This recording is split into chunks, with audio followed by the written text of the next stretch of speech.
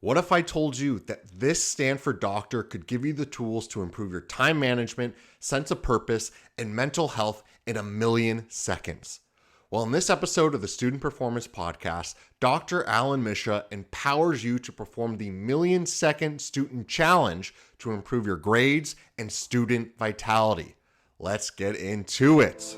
Welcome to the Student Performance Podcast, where we dive deep into the science of concepts you never knew had such a big impact on your well-being as a student.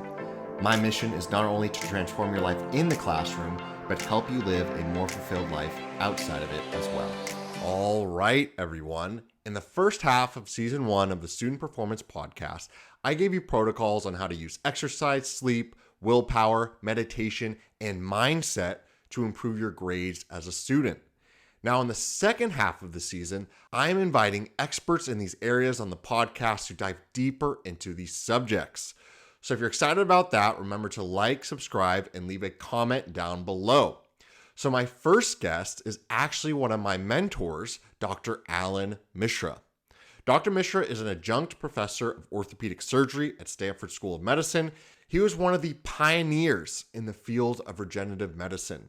He was the first scientist to figure out that when you isolate specific components of your blood, they have the ability to regrow tissue and heal sports injuries.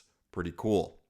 This has led him to be on the cover of the New York Times and address the United Nations. When Dr. Mishra isn't busy creating a field of medicine, he teaches vitality at Stanford's continuous study program. I know this guy sounds like a powerhouse, but he is one of the most humble people I know, and I can't wait for you guys to meet him. So without further ado, let's get into the interview. How's it going? Hey, Brian, so good to be here. So proud of all the stuff you're doing to help students. Awesome. Thank you so much. Well, I'm particularly excited about this episode because Dr. Mishra is going to give you the tools to change your life in a million seconds. Now, how long is a million seconds? When I think of a million seconds, I think of like a year. Right. So the million seconds is about 12 days, and we'll talk a lot about that today. I'm looking forward to it. Awesome. Sweet. So before we get started with that, I kind of want to outline our relationship and how we got connected because I think it's a very cool story, if that's okay with you. Sure. Wonderful. Awesome. So let's flash back to the summer of 2018. I was working at a stem cell therapy office, and my mentor and boss, Dr. Darryl, told me I should reach out to this big shot Stanford doctor. And I look at him and I was like, well, why would this doctor who created part of the creation of regenerative medicine, why would he want to talk to me? And I remember this very vividly. He looked me in the eye, stopped what he was doing, and he said, shut the fuck up and just do it. What do you have to lose? And I kind of stunned me, obviously. And I just thought about, well, you're right. There's nothing to lose. He'll either leave me on red, which is what the kids say when you look at an email and don't respond, or he'll say he's too busy. So I set out my mission to contact Dr. Mishra. So I scoured the internet. I found a couple of email addresses, sent him an email. No response. I wrote him a letter. No response. I called his office. No response. And then finally, a month later, you got back to me and you were super busy and you apologized and said, I have 15 minutes to talk in the next half hour. If you can make it, great. If not, well, that's all the time I had. So I emailed you right back and I said, perfect. And you called me, and it was one of those moments in life where everything just really clicked. Our energies matched. We had similar values. And at the end of the call, I was like, Dr. Mishra, I enjoyed this so much. Is there any way we can still keep in contact? I would love to learn all about your journey and how to become a great doctor, but also, a great person. And you gave me a deal. You said, if you email me every 2 weeks, I can speak to you for 15 minutes on the phone. And I was like, perfect. That's amazing. So fast forward 4 years later in the summer or end of summer of 2022, here we are. Wow. That is crazy. Wow. So I didn't realize it had been 4 years, Brent, and I really appreciate it. This is not just about me helping Brent, by the way. Brent has helped me a lot over that 4 years. Disclaimer, unfortunately, I don't have massive bandwidth to do that for everybody. Let me give you a couple tips about why Brent's approach worked. First of all, he wasn't demanding his time frame or his time requirements. So a lot of us who want to be mentors, want to help people, we have unpredictable schedules. We really just don't know. We have massive commitments, sometimes over commitments of our time. And so being flexible about when you can connect with us is one of the things that worked with Brent and I. The other thing is being genuinely authentic about trying to help. And we, over the years, have written book chapters together. We tried to help other people. One of the favorite things that he alerted me to was it last year when David Goggins was doing his 4x4 mile for 48-hour run. He was doing one in Sacramento, and I think it was the day before, and he said, "Dude, have you seen this?" I'm like, "Oh my God, I'm so glad we did." We went up there and we ran, I ran about 40 meters with David Goggins and then chased everybody for the next 4 miles. But there's been some special times both ways. Awesome. Well, before I start tearing up, let's get into the 1 million second challenge. So can you talk a little bit more about how you came up with this? Like, was there an aha moment where you just thought of 1 million seconds? A little bit of background. So I'm an orthopedic surgeon and sports medicine specialist. I work in the San Francisco Bay Area. But about 6 years ago now, I came up with this idea of starting to study vitality. And it's sort of, for anybody who watched the movie Inception, where they kind of implant this idea in your brain. For the last 6 years or so, I've been trying to figure out what that word means. I've spent a couple of years just trying to look for what's called a biomarker for vitality in your blood, your bone marrow, your brain, your heart rate. And then over the next couple of years, I started studying what are all the parameters that are associated with vitality. And I came up with this idea. I've got a few things that Brent knows a little bit about, but I'll share with the audience here. Is number one, vitality is a skill. So if it was a skill, or if it is a skill, again, this is a hypothesis, then it can be taught and learned. And so for the last 3.5 years, I've been teaching how to enhance your vitality through a course through Stanford Continuing Studies, which is sort of a lifelong learning program associated with Stanford University. And along that way, it's forced me to kind of be scientific about what I bring to my students and to my friends and my family about how to live your most vital life. Now, where the 1 million second challenge came in, which is within the last year, is I used to try to figure out how to find my purpose or identify my purpose first with my students and myself. And then I realized the number one thing we all have in common is time. And the number one thing we don't really appreciate how important it is to our sense of vitality is time. Because time is our most precious, non-renewable resource. Let me say that one more time. Time is our most precious, non-renewable resource. Many people here listening might be really young in high school, college, and think, oh my God, 40, 50, 60 years old is like, shoot me, put me out the pasture. But you're going to blink and a decade or two are going to go by. And when we're talking about this 1 million second challenge, what I tried to figure out is how can we reduce it to a time frame that's actionable? Let me drop a little science, which I always do with my work with what I call Vitality Explorers now. And that is the data on thinking of your future self. Okay, and what I try to teach my students is to respect your future self. But beyond about anywhere from 3 to 4 months, you really can't think of yourself very clearly. Psychological data suggests maybe a month or two you can think into the future. So when I started thinking about that, I'm a little bit of a math geek. I thought, okay, I can't even think past next week or maybe 2 weeks from now. And then I came up with this idea, well, how long is 1 million seconds? And 1 million seconds is like 11.57 days, call it 12 days. And the idea is to say, what can you do? What parameter of your vitality, physical, mental, social, or spiritual, can you work on during the next 12 days so that you will be a better version of yourself? That's the 1 million second challenge. I love it. That was so awesome. And before we get going, could you describe what vitality means in a sentence?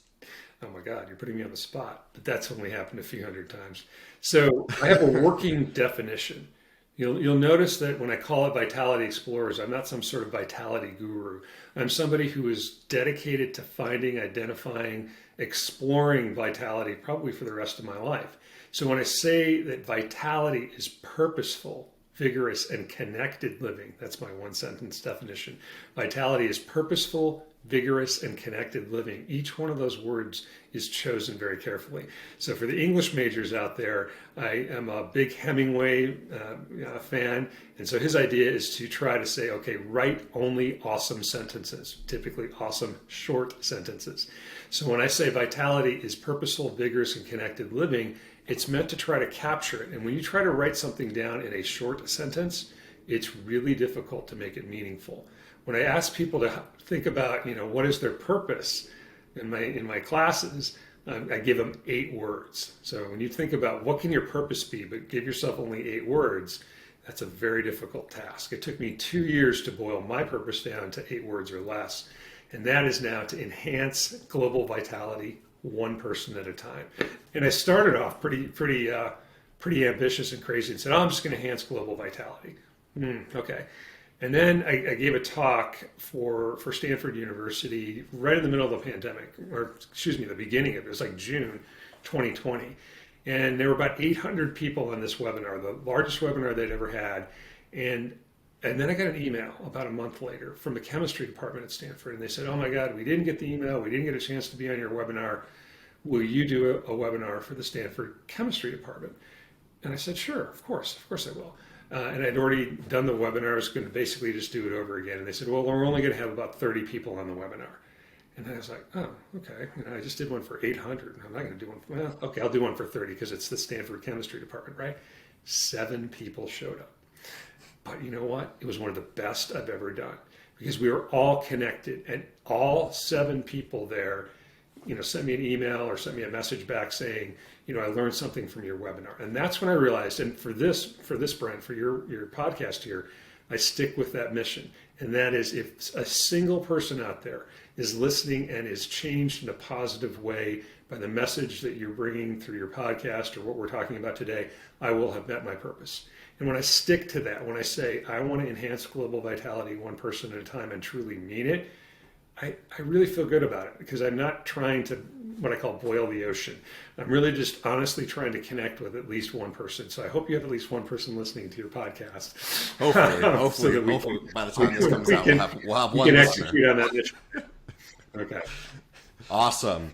And I think that's such a great message for people either want to start a passion project or volunteer program or even a social media page where they want to help people. You have to focus on one person at a time. Social media has sensationalized of making money quick or helping 1 million people in 2 seconds, but that's not sustainable. If you can focus on helping one person at a time, then you start building and building and building, and then you'll be able to impact a whole bunch of people.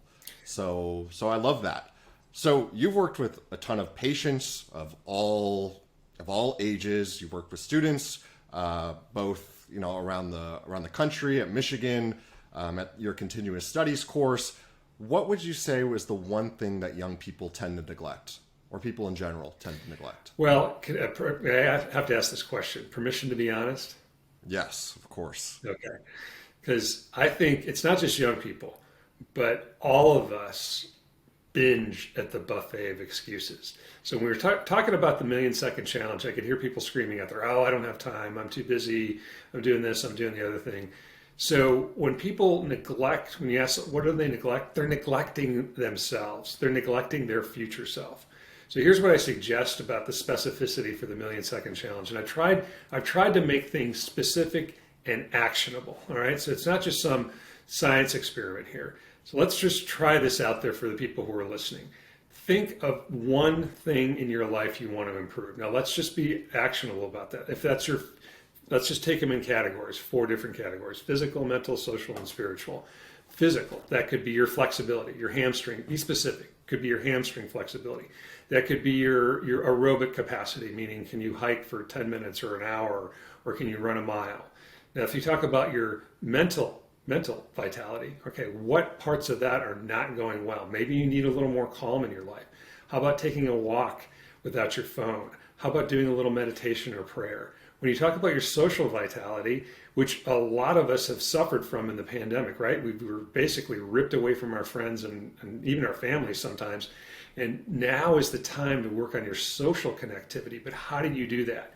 I have a specific suggestion for you. It's called the 100-second challenge. You'll notice there's a few pieces of this. The 100-second challenge is in the next 100 seconds, you could text 3 people that you haven't talked to in a while. Don't ask for something in return. Don't ask for a favor. Just say, hey, Brent, hey, John, hey, Susie, how are you doing? I was thinking about you today. That's all you got to do. You can do that in 100 seconds or less and watch what happens. Especially if that person is kind of surprised by hearing from you in a good way, that improves their day. And when they text you back, that's going to improve their day. And the final one, your spiritual vitality, which is one of the things I think people neglect. And what is that? It can mean religion, but I think better, bigger, broader definition of that is belief in something bigger than yourself. So get out of your own way and stop thinking about yourself all the time and try to do something with your time, talent, and treasure to help somebody else, serve somebody in need. And all of us have unique talents and enthusiasm to help other people. And some of this is completely free. Some of this is, like I said, just reaching out to other people or taking a walk without your phone. So the specificity, and I like worksheets and things like that. So for my 1,000,000-second challenge worksheet, what I say is, you're wasting 1,000 seconds a day. People go, what? Yep, you are. You're doom scrolling on your phone. You're complaining. You're gossiping. Well, I do all of these, by the way. You may be watching something on Netflix, or Hulu or Prime Video or whatever. You don't even really like it, right? So try to figure out what I call these life leaks. Try to figure out where your life leak is, that 1,000 seconds a day, and then turn that into, which is about 17 minutes for those people who want to do the math, and turn that into a habit that you're going to work on 1 or 2 specific things over the next 12 days. And yeah, I think that's perfect where you pick one of each category. You can combine each activities. Take a walk with your friend. You and I did that. So one of the favorite things that Brent and I got to do, and he was living up here in the Bay Area, and again, he knew that I like to hike the Stanford Dish, which can be anywhere from a 3 to a 5.5 or 6 mile hike. And so we would knock out some physical activity. We'd get a chance to chat for 70 to 90 minutes as we're doing this hike, and do that with a friend, but do it without your phone. All right, try it. That was the next thing I was going to say. Put yourself in a position on these hikes. I wouldn't bring my phone. It was a little different for you because you had different responsibilities, like a whole urgent patient needs. But typically, I tried it. I've tried it now, Brent. It's been amazing. Like, I'll be gone for 90 minutes. I'll be back. If something disastrous happens, here's what you can do. And it was very hard for me to do that, but I've done it a few times. It's been good. Yeah. So put yourself in a position where the only option is to exercise, is to hang out with a friend, is to not be distracted, right? When you put yourselves in situations, so many times we have our phone or we have our TV or we have even people in our life who are energy vampires, as you like to call them, that are constantly pulling away our attention, right? We can't get anything done.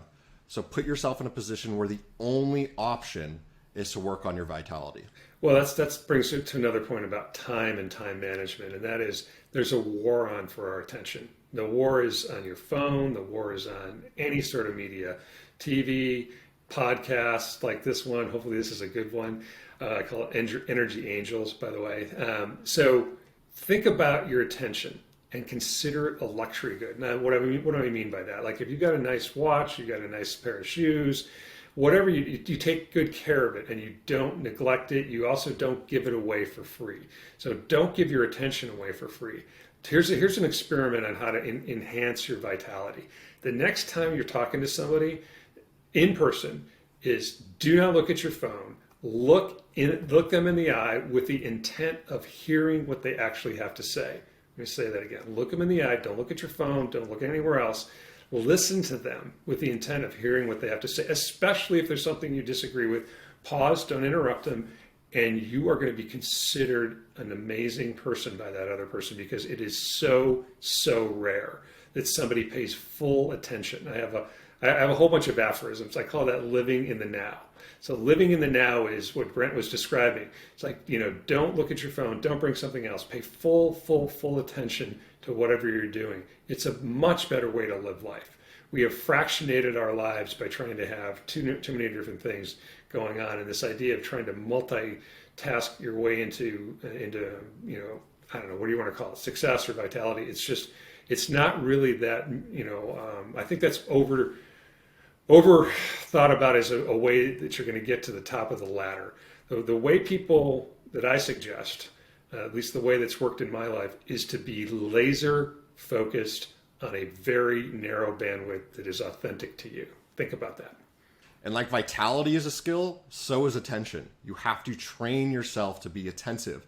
So like you said, if you're just taking one conversation and looking someone straight in the eye, you might feel, oh, wow, I feel my mind wandering, or I feel the urge to pick up my phone. Well, that's really good self-awareness to tell yourself, wow, I need to do this more often, and I need to train my attention span. So when I do go into some meaningful bout of work, I can be completely focused, completely present, and you'll be more efficient in whatever you're trying to do. Yeah, and take what I call a tranquility timeout. And so we're sitting in front of screens. We have a very narrow focus when we're looking at either a computer screen or if we're looking at our phones.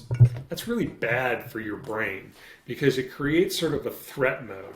It's really an interesting thing if you look at the neurophysiology of looking at a screen. You don't have a wide gaze, you have a narrow gaze. And in a narrow gaze, there's more cortisol, there's more stress hormones that are released. And that's why going outside and that's why looking at sunrises and sunsets are calming for us, because we have a wider gauge or wider gaze.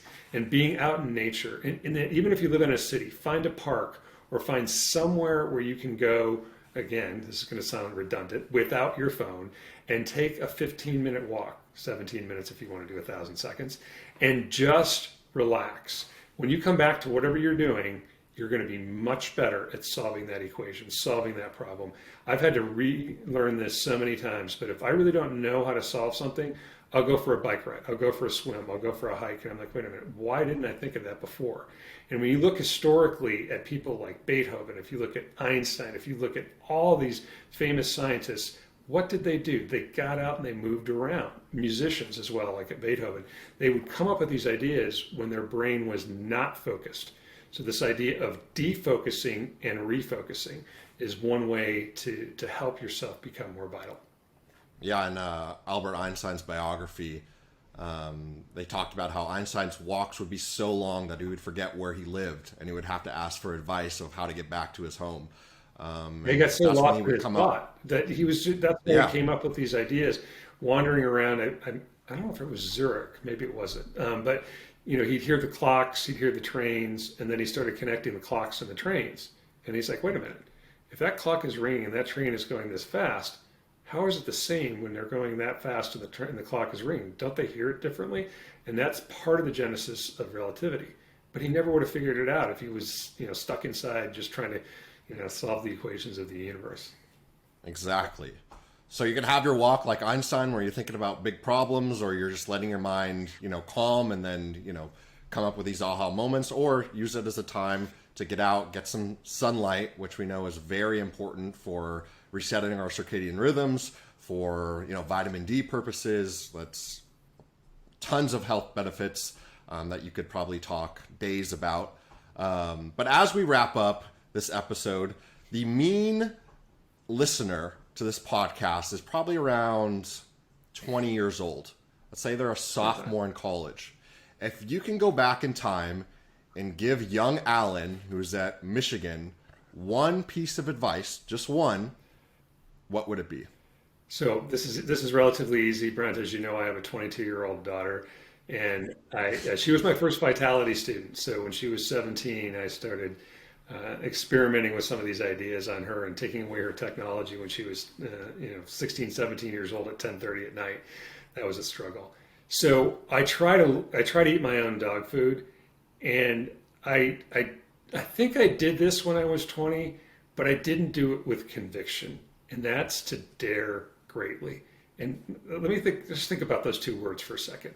You're going to dare, meaning you're going to do something that's difficult, and you're going to do something great.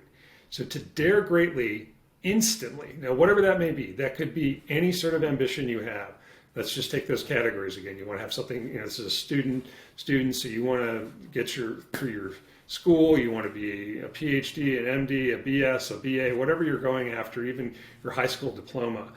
What could you think of that's audacious, that's amazing? What do you want to do with your life? Okay, now this is kind of interesting, important. Take a piece of paper and a pen. Okay? Don't type it into your phone or don't type it into a computer. There's a different way you encode it. And take a small, maybe even a 3x5 card, if people even know what one of those is aren't anymore, but a small piece of paper, and write down 3 or 4 things you could do with your life academically or your life in general. Now, make it crazy. Like, I want to go colonize Mars. I want to cure cancer. I want to solve social injustice.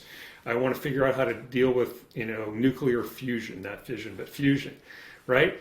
And then and maybe if it's not even that, it could be, I really just want to help my mom who's dying. I want to help that community that's really in a difficult situation by volunteering. But the minute you dare greatly, test it out on yourself. The millisecond you dare greatly, guess what happens? Your confidence rises, right? You bet on yourself. And when you bet on yourself, and this is another skill, I've done this over and over and over again. Don't bet against me, because when I bet on myself and I dedicate myself to doing the best I can, I may fail, but I will not be disappointed. I will not have future regret. And so there's a lot of things that I have in my life that maybe aren't perfect, but regret of not betting on myself is not one of them. So I would love to hear from people out there who are listening to this about what they've done with their 1,000,000-second challenge, or Brent's going to probably help me out. He's a social media genius, but you can post it on social media with the hashtag 1,000,000-second challenge, or I'm sure you're going to tell people how they can find me. But I know somebody out there is going to bet on themselves, dare greatly, and do something amazing. Just reach back out to me and tell me what it was. That would make my day. I love that. One of the only rules I live by is I rather look like an idiot chasing my dreams than to look back 20 years and be like, oh, what if I did that? You do that, right? By the way, you do that. You're doing that with your podcast here. You're doing that with the work you're doing, and you're empowering other people to be the best versions of themselves. And so we're on similar pathways, and that's why I think we're simpatico, my friend, is that we're trying to help people uncover their best life, to lead their best life. So thank you for the opportunity to speak with you again, as always, and to speak to your audience. Yeah. So can you tell them a little bit about vitalityexplorers.com right as we wrap up this episode? Sure. So this is, I'm wearing my fancy Dare to be Vital shirt, which is sort of the umbrella version of it.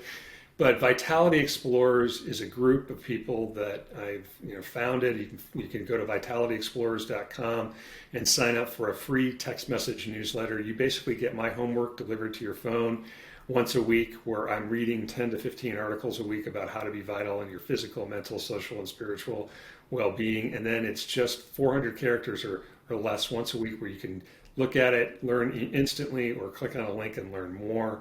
I also have a Vitality Explorer news thing on Substack. And that's where I'm trying to build the world's most vital community of people that are trying to help each other. So you can also follow me on @DareToBeVital on Instagram. And I've got a different handle on Twitter. It's @BloodCure on Twitter, but maybe Brent will do me the social media favor and put all that stuff in the show notes below. Yes, everything will be in the description. I really suggest you sign up for this text message newsletter. It is amazing. It comes straight to your phone every Monday. You get a nice little good morning text with 4 research-backed tips to help you live more vitally. And by the way, I have sort of a bipolar distribution of people who are on that. About 40% of the people who are on that are 18 to 24. All right. So awesome. So we're trying to. So if whatever you see, it's sort of aimed at people 18 to 24 or 25, and then people 45 plus. The people in the middle are too busy with their careers and their families to think about their vitality. But we try to deliver content that's salient to both groups. And if it doesn't work for you, it probably works for your mom, dad, or grandma. Awesome. Well, thank you so much for joining me. All of Dr. Mishra's, vitalityexplorers.com, his book, his maybe he'll give us his 1,000,000-second worksheet. It will all be down in the description, because again, the real work happens when you're not listening to the podcast, but you're enhancing your vitality by yourself or with a friend. Awesome. Thank you, Brent. Have a good rest of your day. All right, everyone. I hope you enjoyed that episode. Be sure to head to the show notes, as there's a bunch of information about Dr. Mishra's work. If you want to get in contact with him, send him a DM on Instagram @DareToBeVital to tell him how this episode enhanced your vitality. As always, guys, I hope you have a great rest of your day, and I'll see you in the next one.